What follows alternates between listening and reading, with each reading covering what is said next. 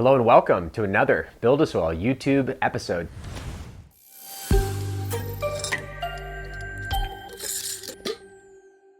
Today we've got the final episode for Season 5, Episode 24, and I've got the wrap-up numbers, so I've got some notes over here I'm going to review with you. I've got some of the flour that I brought in that we've been puffing on, so I can give you a little update, like after harvest smoke report. I've got Season 6 planned out. I want to make some announcements. Look for that. I've got it all drawn out, and I got the seed packs over here we're going to pop.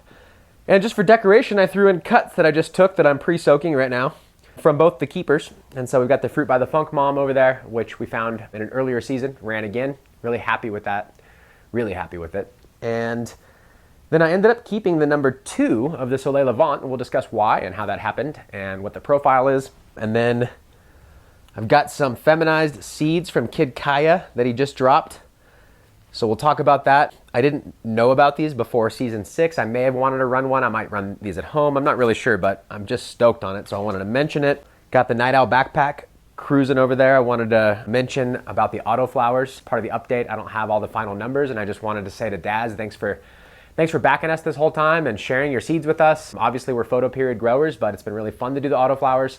Since I butchered it again this time by having the timer off in the middle of the day to balance the heat, we're gonna do another auto run, and I'll explain what Season 6 looks like, but right now the autos are already going, and so we're doing a kind of standalone auto grow while we ramp up Season 6, and we'll discuss that. Big thing for Season 6, we're gonna have seeds, they're actually available right now, and if you get your hands on them, then you can pop the same seeds as me from Dominion Seed Company on the same day, January 15th. So we'll discuss that, but before we do, let's finish Season 5, and as per usual, I'm gonna spark up some flour here. Normally I have a J, but I didn't plan ahead today, and I've got just kind of the shot pipe, so I'm gonna use this. And I packed it with some Fruit by the Funk, and man, it's just so good. We'll talk about it, and then I'll burn some. 90-something days, I think 91 days we went. We're gonna finish 88, and I ended up going a couple more days. I think it's the longest I've gone on any of our series. And it's not like we're running some narrow leaf haze to go 13-something weeks, but to be able to do it and enjoy the flower from it, I think is one of the best rewards of living soil. You can really let your genetics show off their true genetic potential. Had I suspected this was a 9 or 10 weeker, I could have flushed it early if I was in hydro, and then I wouldn't really know. And I do think that I probably could have gone a little bit shorter on this by potentially increasing the PPFD. I kind of let it ride a little bit low. Also, I just, as I learned this cut, and I learned its harvest window, sometimes temperatures and different tricks can impact that a little bit. And either way, we've already made some seeds with it. And so we're gonna be running in Season 6 a cross that we made with this in the most recent series. I've got the seeds at home, and so we'll discuss that too, but I'm hoping that the cross I did shortens the flower time just a little bit and lends itself some of the qualities I'm looking for. But in any case, this is just so enjoyable to me. So first off, I like all the ChemD I-95 crosses from Covert. Apparently it's what I like. I really like the ChemD I-95 crosses, and it's because they have that funk, that fuel.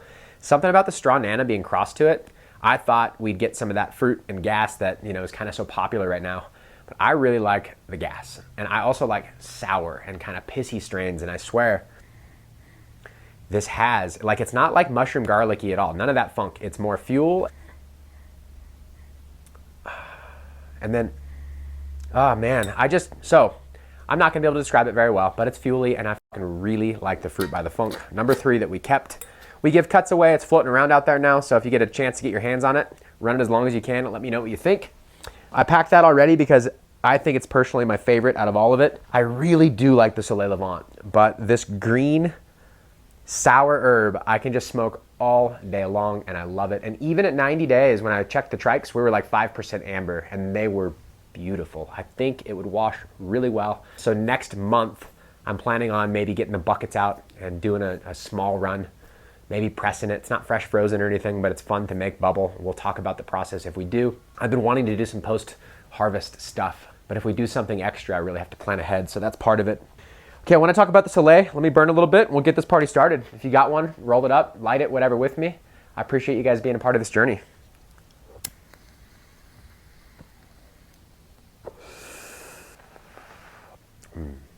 So good.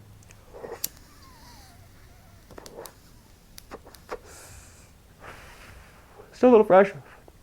Although I did a really long slow dry, it took forever to trim it. I pretty much put in that jar yesterday. The rest went into some really nice vacuum seal bags. I didn't vac seal it, I just sealed them. But I did make some jars. And I'm excited to see what a couple weeks will give it.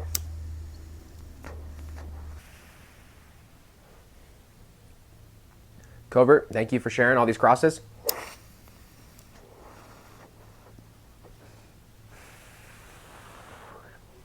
All right, so the Sol Lavant, I've got the 4 of them here.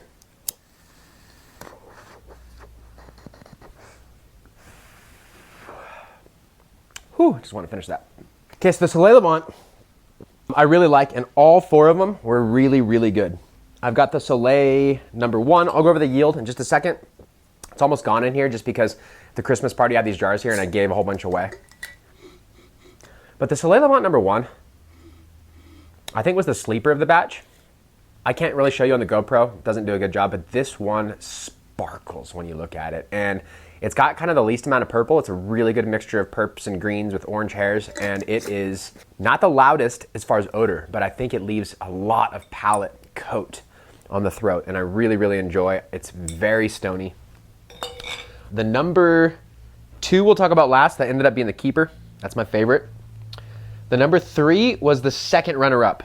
I know that I said the Soleil 1 was like the sleeper. It just smokes good, and that's what I mean. In the jar, it didn't win, but on the smoke, it's like a strong second, third runner-up. It's so hard to decide. The 3 was a strong contender. It was almost like pick one. You're just picking a profile at that point because they're very different. The 2 was the most unique out of all of them. And what surprised me is I normally wouldn't go the direction that number 2 went. I'm looking for more fuel. But the number 3 is loud, and it's kind of astringent. And it's got some fruit and gas and everything in it. And so it's complex. And what it reminds me of is, I think it was Dying Breed Seeds. I got some Oz Kush from it, Emerald Cup pack, and ran it and shared cuts. And I really liked that. It was Eddie Lepp Kush with Skittles. And man, something about that. And so I believe that was used in here, the Oz Kush, as well as muffins. And so the number 2 is what turned out the most muffins like. It is like blueberry. And when you smoke it, it's got the tiniest, I mean really small amount of citrus, just barely on there. And it gives you kind of like a forbidden fruit vibe, but more blueberry than the tropicalness of that. And it's so unique, I just love it. It changes a little bit. Like I know you're probably the same way. Your nose changes a little bit between jar openings. And sometimes it's just whatever's right. It's just so loud. But it has got all the bag appeal. It's super purple. I normally don't pick the purple ones. And the frost is like platinum on it. It looks like it would wash well, but to me, the feel feels a little bit like waxier. Not as greasy, but man, it's stronger flower, I think, than the Fruit by the Funk as far as its effect on me. Probably just the amber level, right? Its profile. But that one is a lot more sedative to me. It is strong. It kind of like warps my mind, a little time warp. Where the Fruit by the Funk, I could smoke all day. I love it. It gets me not amped up with energy, but it doesn't drag my energy. I really like it. So, all right, I've been talking enough, especially now that I smoked. Let's get into the yield. Let's talk about season 6. Let's do all the fun stuff. I just put these here because I got a whole bunch of seeds that we made on purpose, and I've got them here. We're doing a giveaway on Instagram right now, and I'll probably do a YouTube one at some point. I just don't have very many seeds, so it's like 1 pack here, 1 pack there kind of thing. Okay, so let's go over the yield numbers. I got the information here, and I believe I went over this on Instagram already, but I wanted to make sure YouTube has all of the info. So on the 4x4 bed were the 4 seeds that we'd never run before of the Sol Lavant. So meaning we run the Soleil, but these were 4 unique seeds. There was no clones in here, and they were from the same pack. We got 937 grams or 2.064 pounds. And I think that was really, really good. Something to consider here, we're running a 4x4 bed, but it's really a 5x5 space, and it's a powerful grow light. And we had a little bit of side light from the adjacent 5x5, which gave slightly better yield to the ones that were on that side, if that makes sense, getting some overlapping light. And so when you consider that, if you're in a 4x4 tent, that's 16 square feet. In a 5x5 area, that's 25. It's like 56% more or something. Like, it's a big difference to have that little extra space around the edges. And so we did a pretty good job maximizing that as far as from seed goes, and that's 2.064 pounds. Sol Lavant number 1, and so if you're looking at the bed, it goes 1, 2, 3, 4, and so the back left is number 1, the back right was number 2. 7.62 ounces on the Soleil 1, and 9.14 on the Soleil 2. The front left, Soleil number 3, was 11.15 ounces, and the front right, which had no side light because quadrant 4 was turned off, got 5.11 ounces. So 2.064 pounds, great run, more than I need, which is the goal, because then we can do another run and I don't have to be super picky about getting to the bottom of the herb stash, which is always nice. Autopot, Blue Mat, Earth Box, 30, 15, 7, and 5. All the numbers, and these are the most comparative, which is exciting. But before I give you the numbers, I just want to preface it with, I didn't do 100 plants versus 100 plants. These aren't really side by sides. Each quadrant has different features. So for instance, in the quadrant 2, where we had a 30 gallon, 15 gallon, 7 gallon, and 5 gallon, the 7 was crammed between the Blue Mat and the 30 gallon. The 30 gallon had a lot more canopy space because it started off slightly taller. So I wouldn't say it's a direct comparison, but we're looking for the outlier as far as statistics, and also just, did it work? Was it fun? Which do I like? Autopots and Blue Mats are awesome, and they did really well. So let's go over the quadrant 1 first. Autopot XXL was 12.2 ounces off 1 plant. Incredible. The Blue Mat, it was very similar. So it was a 20 gallon grassroots, but I didn't fill it full because I wanted to match closer to what the volume of soil was in the Autopot, and that was 11.8 ounces. So you could say the Autopot yielded more, but I will say that I did not trim this scientifically. I did a very poor job of trimming. I bucked it all down. I defanned all of it. I removed all the lumber, but I did not go through it with the fine tooth brush and scissor and make sure it was perfect. So as far as margin of error goes, I feel like they basically did the same. And the Autopot didn't really have that side light, but I feel like it had more of the light, and the Blue Mat had a lot of the light, and it also leaned into quadrant 2 just a little bit. The Earth Box was the weakest, and so we're gonna do Earth Box right on this next season 6 by having its own quadrant for 2 Earth Boxes. We're gonna discuss that, but this was not directly under the light. The light that we were using, I had it more over the Autopot and Blue Mat, and the Earth Box was basically cannibalized by those, which started off taller, directly under the light. And the Earth Box had no adjacent side lighting and basically was run as a real low par grow. Herb turned out great, but it was only 4.4 ounces. And so that's still a good run, but the Earth Box could have done a lot more had it been directly under the light. All in all, that quadrant was 1.775 pounds, 3 plants.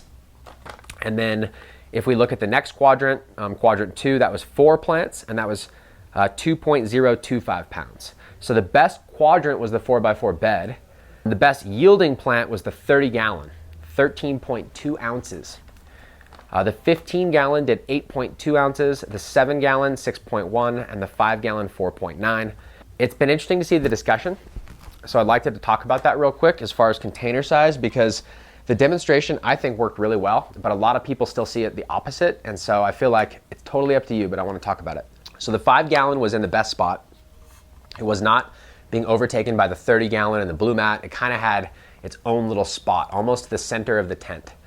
It got overlapping light from all the quadrants that were on, and it allowed the nugs to mature all the way down the stalk. And so I feel like it had a little bit better of all the scenarios as far as placement in the tent. So that's part of why it did a little bit better. Also, it was easiest for me to access, so I could top dress and feed and everything I needed to. And I was most attentive to the 5 gallon because it was the smallest and I was most worried about it. Then what I want to discuss is that 30 gallon effortlessly pulled me 13.2 zips, where the 5 gallon was only 4.9. Now, gallon ratio, the 5 pulled like almost 5, right? That's pretty rad. But if I had 4 of those, I wouldn't max out, so I'd have to have a lot more 5 gallons in there. But then I would deplete that soil, then I'd have to tarp it and re-amend it, or I'd have to ditch it and get new. It doesn't no-till nearly as easy, and that's why a lot of us went away from the small containers. The other thing is that 30 gallon was not on an automatic waterer, and it pulled more than the Auto and the Blue Mat because it was a lot more soil volume, but it was effortless. And so what we're after is ease of growth. The nugs were all bigger, so I got more A grade, so to speak, which I really, really like. And as far as 30s go, I could put 4 in there, and it may not be 13 each because that one probably got more of the canopy based on its ability to dominate than if I had 4 even-sized 30s in there. But to run 4 of them, I think you could crush numbers out of there. And then, you know, it's for a lot of people easier than having one whole bed. You can still move them if you really had to, so that's pretty cool. Personally, I think that the bigger is better, and it's still, I feel like we still highlighted that. However, the 5 turned out pretty damn good. So I kind of wanted it to fail so that we could show how good the big containers are. But honestly, if you have discipline and you give your plant some love every single day without overdoing it, I really do think that smaller containers are doable. There's just not as easy to no-till. I don't think the quality was quite as good as far as the overall nug size. And then the yield was not nearly the same. Of course, there's a lot of people that do like running, you know, like pheno hunts or geno hunts, whatever you want to call it, in 5 gallons, and I get it. The 7 gallon, not a true representation, I think, because it was crammed between the two. So we could kind of talk about that if you've got any questions, but those are the yield numbers. So the whole tent was 5.86 pounds in the 10 by 10, which is incredible, running 3 quadrants, not firing the whole 10 by 10. Honestly, when I was running like HIDs and first experimenting with a lot of these things, I was not getting anywhere near that. Like, to get a gram per watt was exciting, but with these LEDs running a lower par, having the environment dialed, having good genetics, the grams per watt goes through the roof. It's really pretty cool to see that efficiency come up with today's technology. And I also think I've improved as a grower, and I hope that you've also improved while watching this series and found out, you know, what might be important that maybe you were overlooking. So, all right, that's the yield number. That's the smoke report. I'm pretty baked from just that one. It's really good, so I'm very happy with it all. I've got the plan, I've got the seeds. Oh yes, I know, I mentioned, I'm so sorry. I didn't get all the yield numbers. It was a lot of work for me to trim. It was good herb. There was a huge variety in size, and I just didn't do a good job at documenting it. And so for season 6, we're running the auto series a lot better.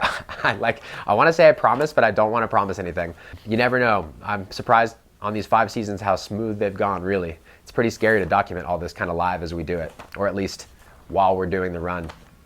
So let's get into season 6 so I can explain how I am gonna do a good job with the autoflowers this time and how that all works. Also, we've got a weird experiment going on right now for the autoflowers that I'd like to discuss, because there's some challenges to autoflowers that I think we might be able to overcome together, help solve some problems. And I'm curious to get your feedback. We're also gonna be running the experiment in the grow. If the feedback from the plants is good, then we're gonna continue with the idea. If not, we'll go back to the drawing board. But more about that in a minute. So season 6, I posted on social media some drawings like this, basically drawing out the 10 by 10. And I asked people on Discord, I asked on Instagram, and I got a lot of feedback, and I'm excited about it. A lot of people want to see how to choose plants that wash, do jar testing on small scale, determine which one of those seeds might be the keeper so that you know which one's going to give you the best return for wash. And oh man, while I'm interested in that, one of the caveats to me is that if I'm running from seed and I find a plant that I don't like, but it shows me the best results on washing, that still doesn't matter. So what I'd rather have is, I really like these plants. I like the terps, I like that flower, and out of the ones that I like, this one's the best washer. So no matter what, the answer is you're choosing from ones that you really like. And I think that's the way to go. So we're gonna discuss that probably with Portal Vision. He had brought it up at the BuildASoil Cup, and so I'd like to honor that, and he would show us how to do some of that, since I'm not the expert there, and he really is. So look for that. And then let's talk about what we're gonna be growing that we might be seeking to wash, and then as well as what's gonna go on with the autoflowers. So we're planning on planting the seeds January 15th. But as of today, the autoflowers have been going for 15 days already since the day the seeds were placed into the cocoa coin. I've recorded a couple of those episodes. I'm gonna do another one today. And essentially what we're trying to do is just grow 2 autoflowers in Autopot XXL in 2 different soils in a 4x4 tent, and show you how that's done from start to finish and do a better job at that. The main reason is we're not gonna plant seeds for another month, maybe a little less than a month, which means that by the time these autoflowers are getting deep into flower, we're gonna be just planting our seeds for the 10 by 10, which means I'll let that tent finish by the time we sex seeds to run another run in the 4x4 for part of season 6. And the main reason is we really wanna document how to grow in a 4x4. That's where we started with the shop grow, by only documenting 4x4 grows. And then for YouTube, we stepped it up so that I could run multiple different experiments all at the same time. And while I was worried I would make a mistake doing all the experiments, to me that felt like I was running 10 seasons in one season by doing earth boxes and different container sizes. So that's how the 10x10 started. And so we're gonna bring it back by doing a 4-plant, 15-gallon run of Bodie's Goji OG in the 4x4. So after the autoflower gets done, and the autoflower is the strawberry cheesequake, we've got 2 of them going from Night Owl. Thank you again. This is the strawberry milk and cookies S1, the cheesy fruit pheno. So we'll see what happens. I'm really looking forward to that. The first time we ran the strawberry milk and cookies was phenomenal. So the strawberry cheesequake, I have high hopes for it. So I really want to honor it and do a good job. There's 2 of them in there, and they're in the Autopot XXL. Those are going to get replaced once we sex these. An old pack that I have that's been stored in the fridge, so I have high confidence in his gear. I think they're going to pop, even though they're like a decade older. It's the Goji OG. It's the Nepali OG crossed to the Snow Lotus. Really looking forward to this. I like the Goji OG. I think this is like the 2nd or 3rd pack that I had, and it needs to get popped. So that's what's going on in the 4x4. All right, let's start with quadrant. I can show you the drawing. It's really poorly done. But we're going to be running automated the entire tent. Not fully automated, but basically I'll have an answer for watering for every quadrant. And I think we're gonna do all 4 quadrants plus the 4x4. And the way I'm gonna do it is really lower the plant numbers by doing 1 plant, 2 plants, nothing crazy in each quadrant. But that'll allow me to get more done so that I can run that 4x4 tent the way that I'd like. So it's possible we'll only do 2 plants when we really get down to it, but I think we're gonna do 4 plants in that 4x4 tent of the Goji OG. And then let's talk about the different quadrants. This top left quadrant is gonna be the Tray to Grow. So I've got 2 Tray to Grows. If you've not checked that out, it's the Autopot, and it's rectangular, and Grassroots built us. We inquired about it, and they were really easy to work with, and they built a custom Grassroots fabric bed, the living soil style, that fits inside the Tray to Grow. That holds about 25 gallons of soil, and it is capillary bottom watered through a reservoir, just like the Autopot, but this one wicks. It's not actually the soil sitting in the moisture. So I'm really, really looking forward to it. And the fact that it holds that much volume means it's like 2 to 3 times what an earth box is as far as soil volume. And I'm really excited about it. And we're gonna run the Strawberry D-luxe from Dominion Seed Company.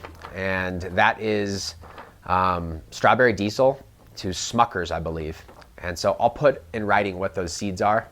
But we're gonna run Strawberry Deluxe and probably just do 1 per Tray to Grow and do 2 Tray to Grows there on the reservoir. And then in the next quadrant, right when you walk in is the earth boxes. We're gonna run Strawberry Deluxe in those 2.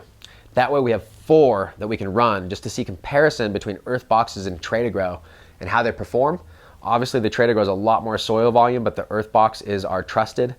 Brand new growers crush it in earth boxes on their first grow. And so it really makes it kind of a good way to make a comparison for how the tech is working. So we'll be running 4 Strawberry Deluxe from Dominion. Thanks so much for sending the pack. I've got that right here. He sent them off a while ago, so we'd be ready. And then the Coot by the Funk. So those are the seeds from Clackamas Coots. Thank you so much for sending us those seeds of the 1 crossed to Pacololo that we ran in an earlier season. If you remember, we did a run where we collected pollen, and then we used that pollen, and I put some of that both on the Sol Lavant as well as on the Fruit by the Funk. And this time I wanted to run Coots 4x4 bed with his artisanal take and bake with the worm castings and all that. Keep that his corner. That's where we ran the Pacololo the one already once before. We're gonna run the cross that we made of the Fruit by the Funk cross to the Pacololo the one, and I just called it the Coot by the Funk. And we're gonna run probably 2 seeds of that, 2 females, in the 4x4 and scrog it out and run that on, along with the Tray to Grow and the earth boxes. So those are the main 3 quadrants. And then I decided, I think last minute, let's run another Autopot XXL, 2 of them in the 4th quadrant. And I'm pretty well decided on that. I might just decide that's too much and keep it out, but I just want to pop the dog's breath so bad from Covert that I decided to go with it. And that cross is the Chem Dog D, Chem 91, cross to halitosis. And if you remember, we already ran the halitosis, and that was another one of my favorites. So the Dog's Breath, Chem Dog D, Chem 91, Halitosis. I think we're gonna run 2 of those in the Autopot XXL. So that's everything, plus the 4x4 tent of the Bodhi with the Goji OG. And those of you that's been following us for a long time, we did a whole bunch of these grows in the shop on Instagram. We would just post on Instagram daily with the updates, or maybe several times a week. And we ran a lot of his gear. So I really think it's like bringing it back full circle, so that's pretty cool. I think that's everything. That's what I wanted to cover. This is the final episode. So I'm stoked on the yield that we got. I'm really stoked on the quality. I'm even more stoked that we have like 2 quadrants full of the Fruit by the Funk because I like it so much. I will say I'm going through that number 2 a little bit faster than anticipated, so it's nice to have him on deck right now, and we're gonna be making some copies. So Kid Kai dropped some feminized gear I'm really excited about, some stuff with Garlic Breath F3 and Sol Lavant. He did a Sol Lavant feminized, so look out for that. As per usual, if you haven't done so already, subscribe, like, tell your friends about this, and until next time, I'll see you on the next BuildASoil episode.